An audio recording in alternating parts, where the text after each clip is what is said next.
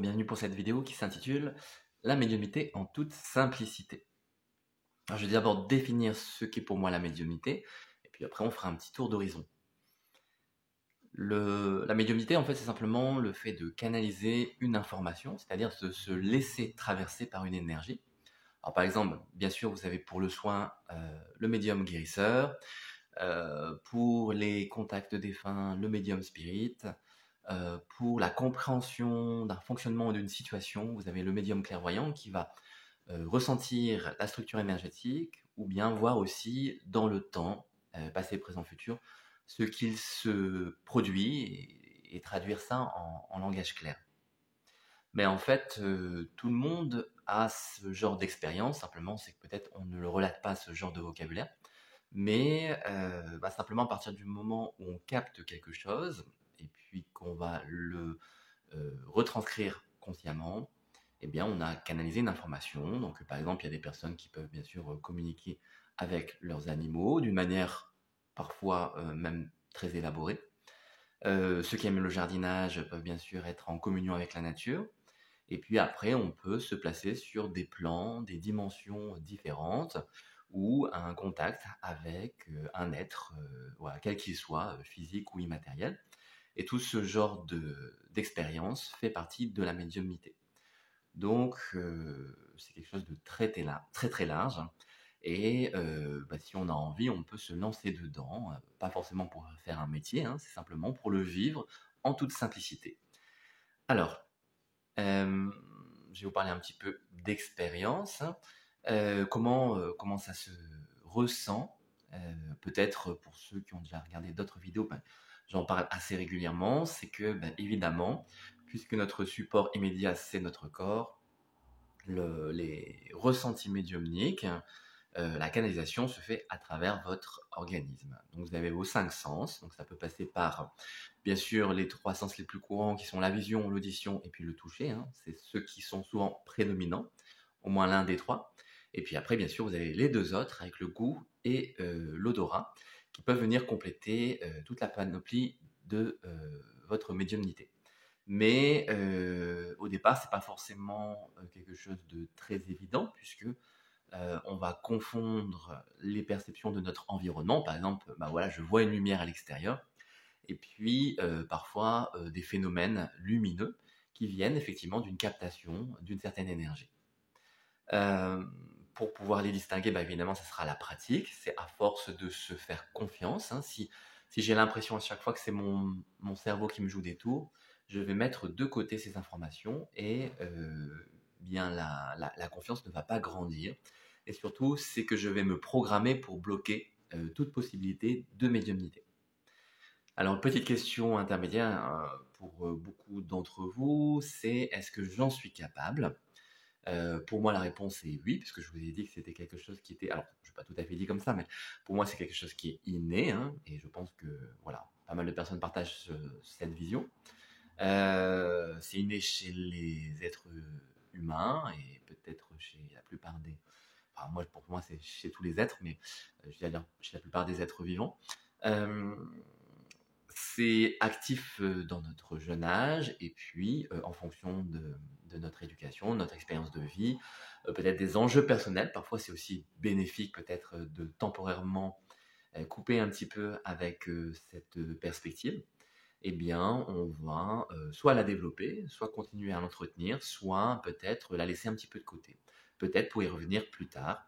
Alors c'est vrai que vous avez peut-être vu, entendu que souvent c'est lors d'un choc, un traumatisme, une expérience un petit peu compliquée que l'on va réveiller cette capacité, mais pas forcément, hein, puisque moi je l'ai vécu, enfin je le vis plutôt positivement d'ailleurs, ça c'est une autre question que j'aborderai tout à l'heure, mais plutôt un réveil progressif, donc pas forcément un choc particulier, mais il est vrai que il y a des choses qui vont créer des failles. Donc là je vais faire une autre digression, c'est que euh, souvent, la médiumnité, c'est une réponse à une situation, donc effectivement dans l'enfance, puisque c'est une protection, une sécurité par rapport à notre environnement. C'est-à-dire que, par exemple, si je me sens pas à l'aise, je n'ai pas ma place, ou il y a des violences que je subis au sein de la famille, je vais produire dans ma structure énergétique et psychique un fonctionnement qui va me permettre de ressentir, de capter les comportements autour de moi pour pouvoir m'en protéger et me mettre en sécurité. Donc, je vais devenir très sensible, voire hypersensible, et favoriser effectivement l'ouverture, le maintien de ces capacités médiumniques qui sont simplement un outil, une capacité que l'on peut utiliser pour bien vivre, mieux vivre, se développer, s'épanouir. Mais il est vrai qu'à l'inverse, certaines personnes, parce que justement ça s'est entretenu par rapport à des peurs, par rapport à un système de fonctionnement qui amène toujours à une sensation de danger, eh bien ça pourrait être mal vécu. Et dans ce cas-là, ben, certaines personnes vont peut-être avoir l'impression que les personnes décédées, les énergies qu'elles côtoient, les situations qu'elles ressentent sont toujours pénibles et lourdes. Et ça, c'est plutôt une configuration personnelle une réalité de la médiumnité. La médiumnité peut être bien vécue. Et comme je l'ai indiqué, puisqu'elle est propre à chacun et puis qu'elle fait partie simplement de l'être humain, eh bien, on n'a pas forcément besoin de la refuser. Maintenant, peut-être que si on n'est pas prêt, on peut attendre, mais tout doucement, ça peut faire son chemin et on se rend compte que ça fait partie de soi, tout simplement. Alors, comme je reprends hein, par rapport à la captation des énergies, des informations, pour bien vivre cette médiumnité, bah, il suffit tout doucement de se rendre compte que je suis capable de ressentir des phénomènes énergétiques et intuitifs, euh, donc relatifs à la médiumnité.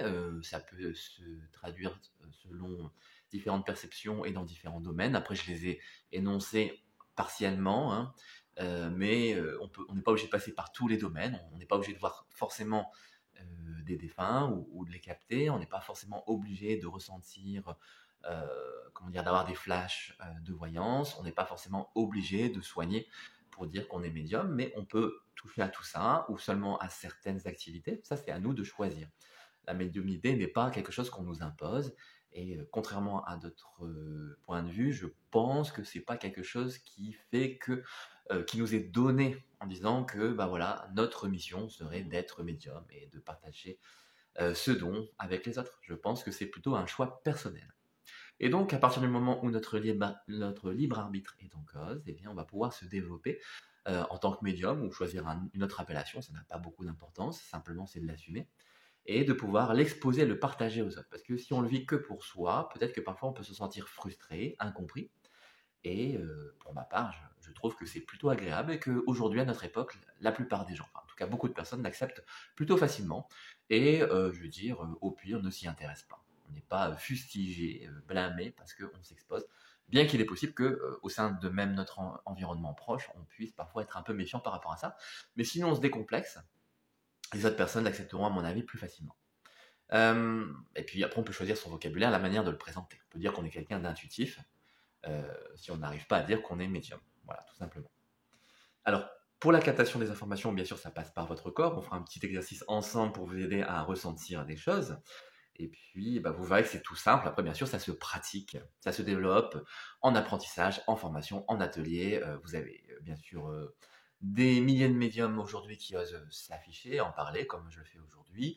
Et puis, différentes expériences. C'est toujours intéressant de tirer à différentes sources.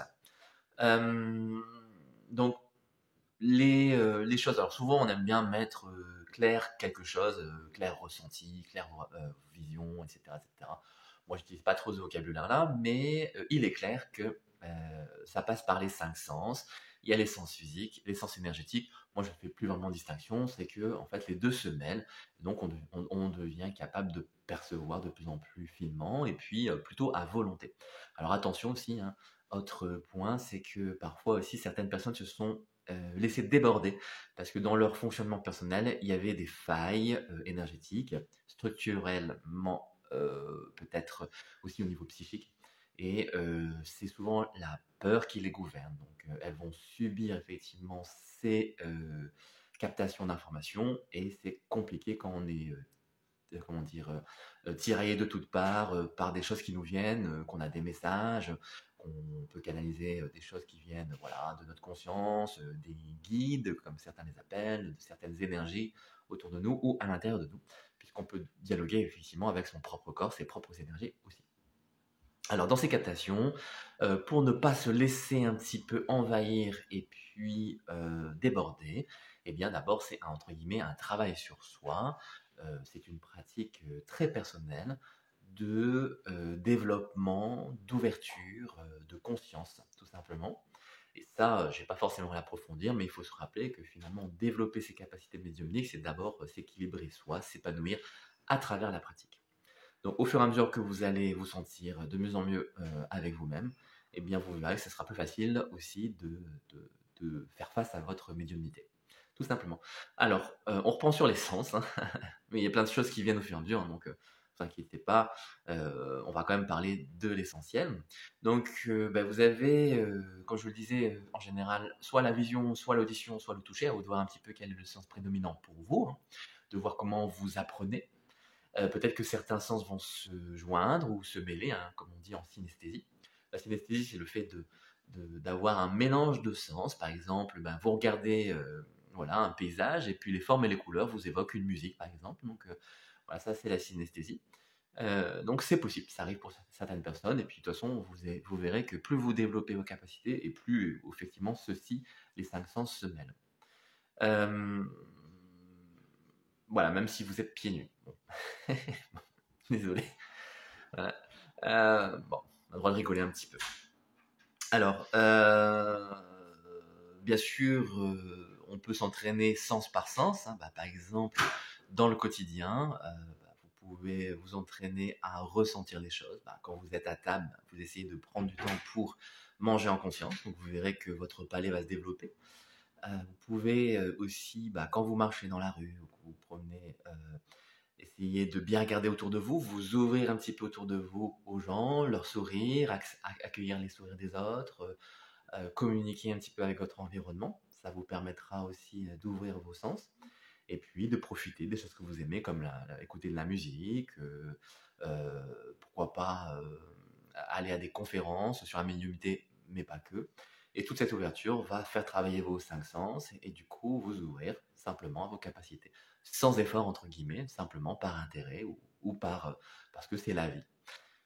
Après, plus particulièrement, vous pouvez bien sûr vous entraîner. Alors, par exemple, pour capter des informations, vous pouvez pratiquer avec une autre personne ou par rapport à vous-même. Et donc là, je vais vous introduire un exercice et après, vous pourrez le développer et faire des choses de plus en plus élaborées et pertinentes pour vous. Alors, on va se poser tranquillement, vous pouvez vous caler dans votre fauteuil, vous allonger ou rester dans la posture où vous êtes, simplement soyez décontracté, on va fermer les yeux et se relâcher. Donc le corps a toujours des petites tensions. Je prends conscience de ma globalité et je vais me relaxer. Et au fur et à mesure que je me détends, je vais laisser les perceptions physiques apparaître. Peut-être qu'il y a une petite douleur, une sensibilité, ou au contraire, un relâchement profond. J'ai peut-être une émotion, une pensée qui vient. Je l'accueille et je la relâche. Je continue à prendre plaisir à cette relaxation, à ce moment pour moi. J'ouvre le corps et j'accueille tout ce qui se présente. Je me sens bien relaxé. Et je vais de plus en plus finement, de plus en plus profondément ressentir les petits mouvements, la chaleur, les picotements, le froid dans mon corps, quelle que soit la sensation ou l'absence de sensation, c'est très bien.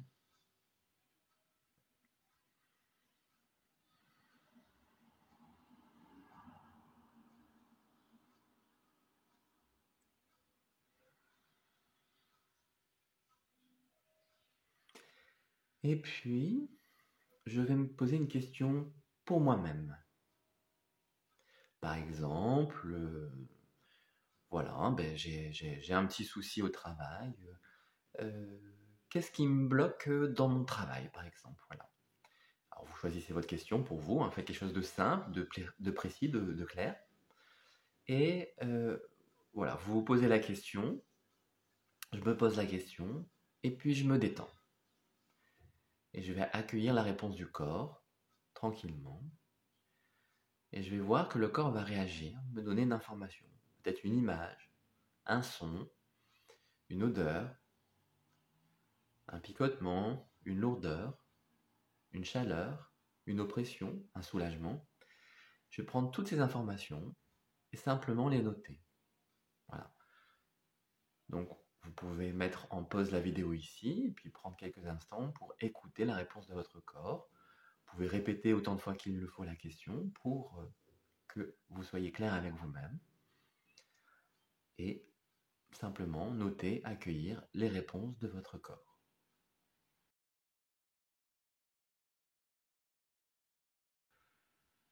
Et quand j'ai pris quelques minutes, quelques instants pour accueillir les informations, les énergies qui vont me traverser, simplement, voilà, je me détends, je prends une grande inspiration et je rouvre les yeux.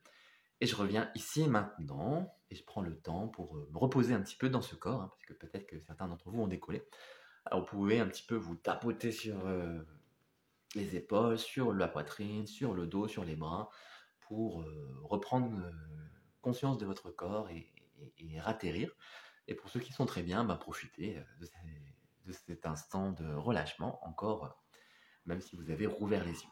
Voilà, donc je continue, ça vous pouvez le faire autant de fois que vous voulez, c'est un petit exercice que je vous passe qui est tout simple, mais ça permet déjà de se reconnecter pardon, avec soi, avec son corps, et en fait comme on a expliqué, bah, comme les capacités médiumniques passent par le corps, même si c'est le corps énergétique aussi, et bien vous allez voir que simplement pratiquer ça seul ou avec une autre personne, vous pouvez aussi poser des questions pour l'autre, hein, et après vous pourrez le faire en direct, ou en tout cas poser les questions pour une autre personne, et regarder un petit peu ce que vous ressentez. Voilà. Moi, c'est comme ça que je pratique, et bien sûr, après, il y a des choses plus élaborées, mais c'est déjà une base intéressante, hein, quelque chose que tout le monde peut faire, et vous allez voir, vous allez être surpris, à mon avis, de ce que vous allez ressentir, et puis bah, si vous le pratiquez, vous amusez à deux, vous verrez que c'est plutôt fun, hein, comme petit exercice. Alors, on va regarder un petit peu plus en avant, hein, la médiumnité, parce que là, c'est peut-être des choses que vous connaissez déjà, donc je vais aller un petit peu plus loin. Pour la médiumnité, alors après, ça peut aller de plus en plus loin. Donc, il y a plein de domaines qu'on a évoqués au départ de la vidéo. C'est bien sûr les contacts défunts. La plupart des gens associent la médiumnité au fait de parler avec des êtres décédés, des incarnés. Mais ce n'est pas que ça, évidemment, puisque bah, si on parle d'êtres désincarnés, on peut parler bien sûr avec des consciences, des plans, des dimensions de soi ou d'autres consciences, entre guillemets, sur d'autres plans. Euh, on peut l'assimiler parfois à des expériences aussi un petit peu spéciales, comme par exemple des rencontres avec des êtres de la nature, hein, qu'on peut percevoir, voir, écouter, entendre, ressentir. On peut fusionner avec ces êtres et tout ça. Donc vous avez bah, tout le folklore qu'on décrit, les lutins, les fées, les dragons, il y a plein de dimensions comme ça, dans la nature ou dans des dimensions très, très, très poussées, hein, voilà. On peut dialoguer avec des consciences qui sont sur d'autres planètes, d'autres astres, d'autres galaxies, donc on peut appeler entre guillemets extraterrestres, parce qu'elles ne sont pas forcément sur le même plan que nous, mais elles vivent sur d'autres planètes. On peut dialoguer bien sûr avec des dimensions de nous-mêmes, c'est-à-dire notre conscience, nos guides ou notre âme. On peut dialoguer bien sûr avec des soi du futur, des soi du passé.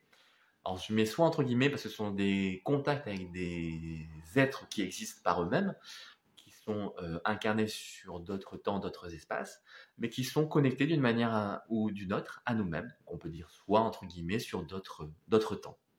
Mais c'est un petit peu grossier comme description, mais voilà, c'est trop compliqué pour développer ici. Voilà. Mais peut-être une autre fois. Alors, par rapport à cela, vous avez aussi comment dire, la possibilité de ressentir, donc par la clairvoyance, le fonctionnement d'une personne, d'un être, d'un animal, d'une plante, d'être en connexion intime avec son ressenti, donc une certaine empathie, une certaine compassion, et aussi de comprendre ce qui pourrait aider cette personne, qui peut être soi-même, ou quelles sont les compréhensions qu'on peut tirer d'un contact avec un arbre, avec une problématique. Par exemple, voilà, ma voiture est tombée en panne ce matin, bah, des fois il y a une compréhension derrière, d'un message, d'un guide, d'une énergie, de l'univers, de notre conscience. Et tout ceci fait partie de la médiumnité, c'est-à-dire que c'est une ouverture à la conscience et à l'énergie, tout simplement. Et donc, vous voyez, en fait, ça rejoint effectivement le domaine de la spiritualité. Donc, pour vivre bien la médiumnité, il n'y a pas grand-chose à faire, justement, mais plutôt à se comment dire, dégager de certaines croyances qui pourraient limiter notre propre perception et faire croire que on n'en est pas capable ou qu'il faudrait avoir des capacités spéciales. Ah non, puisque ces capacités, elles ne sont pas spéciales puisqu'on les a, simplement on peut les développer plus ou moins, à nous de voir notre cheminement, mais on peut le vivre, et puis peut-être certains le feront professionnellement, puis d'autres le vivront simplement pour eux-mêmes ou en le partageant à d'autres. On peut choisir de le faire aussi au niveau du règne animal et végétal ou minéral, hein.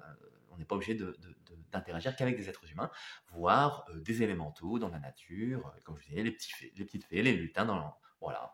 Ça c'est un petit peu moins mon trip, mais certaines personnes communiquent tout à fait avec des êtres de la nature ou d'autres dimensions. Et c'est tout à fait normal en fait, même si parfois ça peut paraître un peu perché. À vous de voir ce que vous voulez faire. Mais si vous ne vous dites pas que c'est impossible, bah vous verrez qu'en fait, c'est tout à fait possible. Donc c'est ça en fait la simplicité pour moi, c'est de se rendre compte que c'est possible, accessible, et de voir en soi bah, comment on fonctionne. Est-ce que ça passe beaucoup plus par le toucher, la vision, l'audition. Euh, Peut-être comme je le rappelle, hein, j'ai déjà peut-être dit dans d'autres vidéos, c'est pas forcément qu'on va voir à l'extérieur, certaines personnes peuvent, d'autres pas forcément. On peut le voir en imagerie mentale, ou encore, comme peut-être pour moi, c'est pas tout à fait une imagerie mentale, en fait c'est une vision énergétique de l'être, de la chose, de l'information, qui va passer par tous les sens en même temps, et qui va projeter une image, alors pas tout à fait intérieure, parce que parfois ça se situe à l'extérieur de moi, mais qui n'est pas une vision de l'œil. Donc c'est un peu particulier, peut-être certains diront c'est une vision du troisième œil, mais j'en suis pas certain tout à fait pour ma part.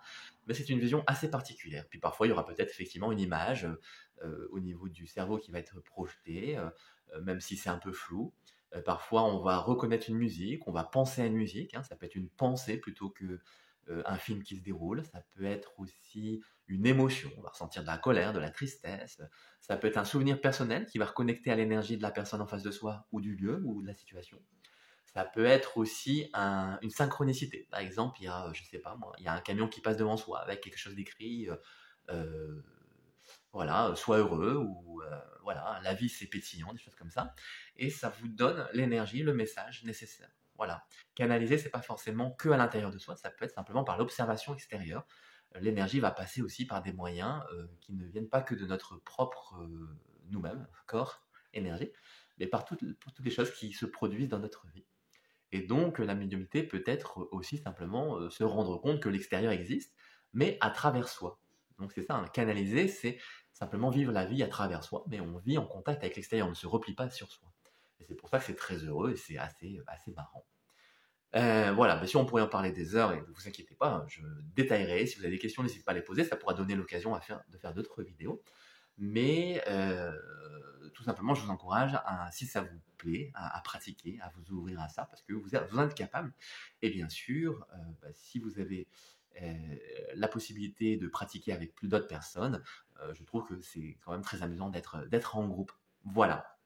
Bon, bah, je vous souhaite une bonne pratique. Je vous souhaite une belle journée également.